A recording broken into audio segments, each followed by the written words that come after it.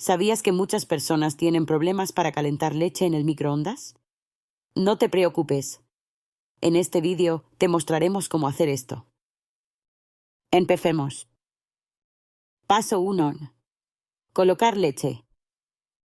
Coloca tu vaso de leche en un recipiente apto para microondas y luego en el microondas. Paso 2. Activar microondas. Presiona el botón microondas para activar la función de microondas para el calentamiento normal. Paso 3. Ajustar potencia. Ajusta el nivel de potencia entre 300 vatios y 700 vatios usando la perilla para evitar el sobrecalentamiento. Paso 4. Configurar tiempo.